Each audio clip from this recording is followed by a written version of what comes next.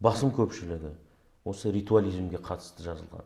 Отбасы тәрбиесі бар ішінде, бір-екі кітап басқа тақырыптарға жазылғандары бар, бірақ көпшілігі осы ритуалдық санаға қатысты жазылған. Сондықтан Қазақстандағы қазіргі енді зерттеу жүргізетін болсаңыздар, жалпы сананың, діндар сананың көп ауқымын ритуализм басып алған.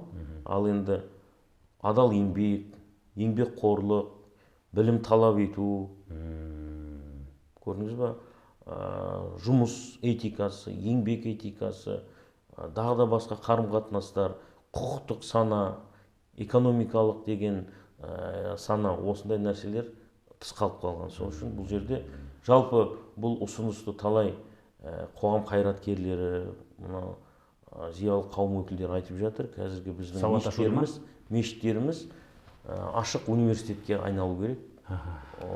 Тек қана ритуализм емес, тек қана намаз, ораза, ол да маңызды мұсылмандар үшін.